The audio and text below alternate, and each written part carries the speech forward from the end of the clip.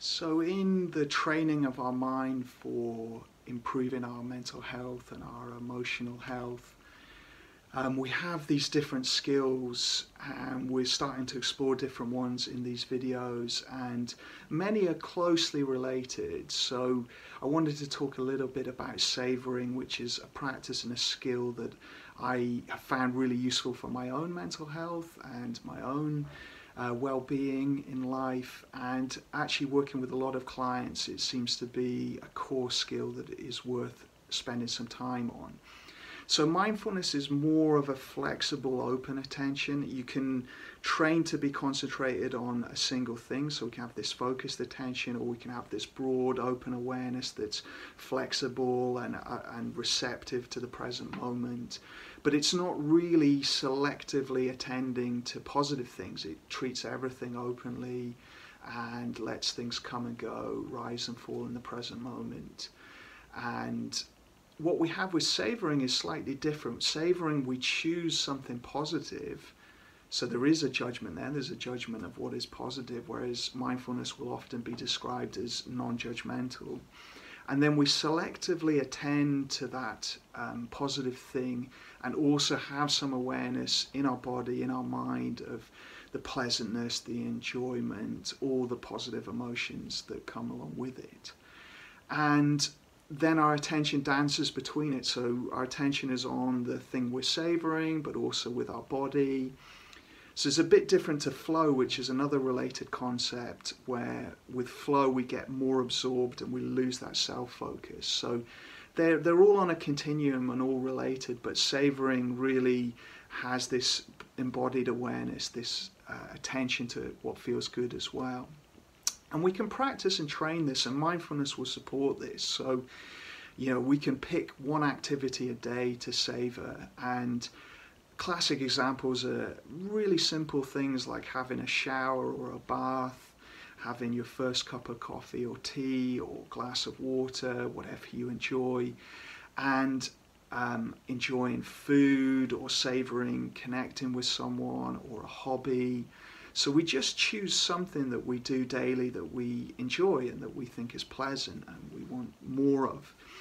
And we go, okay, that's going to be my savouring activity for the day. And then we do that activity and we make sure our mind is present, is with us as we do the activity. So similar to the present moment skills we talked about in a previous video, with savouring, we are present to what we're doing. So people will do this naturally. Some people do it. You speak to them, they go, of course, I take in the good, I attend to what's pleasant, and I feel it in my body. But often people won't. They might be very distracted by worry, by negative rumination, by self-attack, by their to-do list, what they have to do, by achievement, by goal-directed behaviour, which is influenced by society or our early attachments, and on and on. Many things could distract us from that. And then we might be on autopilot doing this. So we every so often have a cup of coffee and really savour it, but a lot of the time we barely know we've had it. And this is really a strong tendency if we're suffering from mental health challenges. People will not be savouring anything, and it can be the emotional pain that actually pulls us away and makes it hard, or the anhedonia, the numbness. We don't feel that pleasure. But what we know from the research is even when our brain is depressed, our reward system in our nucleus accumbens, that still fires up when you're depressed. When you have something pleasant, it just fades a lot quicker than when we're happy and in a state of well-being, and it lights up and it stays lit up. And you know this, you talk to people with natural happiness and resilience, they're going from little pleasure to little pleasure throughout the day, just lighting this up, enjoying their life. And then if you speak to someone who's in depression, you barely notice it. And actually all the attention could be on the difficult thoughts or difficult feelings. And so we want to practice this. So we go, one thing I'm going to savour a day, let's say a cup of coffee. I'm a big fan of coffee, as I'm sure many people are. So we start, as soon as we begin with the coffee, we open up the coffee or we grind the beans and we smell the coffee, so we take it in with a taste. So the scent hits our nostrils, and then we feel the warmth, the openness, the relaxation, maybe the excitement, the anticipation, the pleasantness, that I want more of this feeling, that hedonic tone which is just pleasant and open and moving towards. And then we brew the coffee, we stay relaxed, we enjoy and savour and take in the sights, sounds, sensations of making the coffee and how that feels in the body. And our attention is kind of hovering between the two, between how we feel, between the activity, between the coffee, the different parts of making it. And then when we taste it, we really bring attention to it and what feels good. And there might be thoughts going on here. You know, for some people it's very sensory based. For others there might be a narration or a bit of internal self-talk.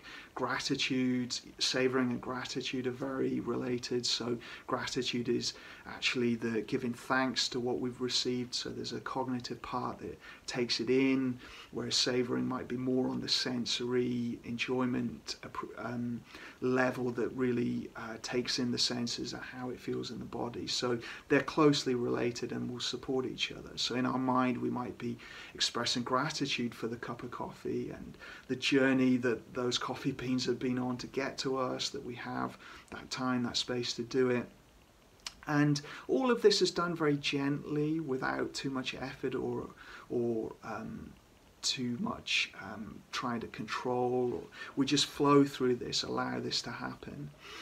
And yeah, then we savour how we feel afterwards, the buzz, the energizing of the coffee, the taste, the mixture of relaxation and energizing, and we take it in and we marinate in it. We sort of let ourselves stew in that beautiful feeling, that enjoyable feeling.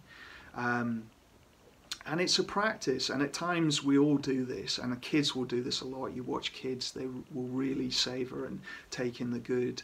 And somewhere along the lines we might start to lose this, especially if we're feeling depressed or anxious. So we can practice this, and we can have depression and anxiety in the background. You know, in the beginning, depression and anxiety and, you know, trauma, addictions and other mental health disorders are here, and we can barely savour at all. And then if we practice with our attention and we bring more focus to it, they can be there and they can be in parallel. And because we're feeling emotional pain doesn't mean we can't savour and enjoy something. And in fact, there are examples of great humans like Nelson Mandela and Viktor Frankl, who in these really challenging, difficult, you know, the worst conditions humans can experience, still described savouring parts of what they did. So Mandela savoured being outdoors and working and being in the sunlight, and Viktor Frankl savoured that human connection and also the thoughts of his wife and some different aspects of his experience and how he could support people. So we can savour and take in the good even if we're in pain. It doesn't mean we negate the pain. It doesn't mean we don't need to problem solve or seek support or change our external environment. But alongside all of that, we can be savouring and taking in the good and appreciating things. So Rick Hanson's work on taking in the good is really useful and supportive for this. It's a little different. Taking in the good is a little different from savouring, so there can be more broader quality to his model of taking in the good. So you can intellectually take in concepts and solidify learning. So that might be a little bit different to savouring, although all of it is quite related. And actually, the more we savour and take in stuff, the more we get into the broaden and build part of our brain. So the threat system is about narrowing our focus and attending to danger, whereas this broaden and build, which Barbara Fredrickson described in her work, is where our attention can be more open, more flexible, more playful, and savouring can really support that. So yeah, set one task a day, or more if you want. You can do it 3 times a day, 5 times a day, or you can just, every time you notice something pleasant, you can savour it, and especially if you feel that your mood is low and difficult. And when your mood is low like that, it might be just a flicker of pleasant emotion, and the more we attend to that, we can start the fire going and we can grow it more. And we just notice any resistance. So our brain might resist this. There might be this backdraft where as soon as we start to treat ourselves well, part of our internal critic or our shame pushes back. And we just have to be gentle with that. Just a little bit of savouring here or there. Notice any resistance, unhook from it using mindfulness, acceptance and diffusion skills, and then focus back onto what is pleasant and enjoyable. And we can only set up the potential for savouring, and then we just have to let the natural process of our body and mind take over. So we're describing it in quite a lot of detail here, but in reality it's a lot more intuitive and gentle and flexible. So give it a go, especially if you're struggling with your mental health. Try and savour one thing a day, and yeah, give it a few months and see where it takes you.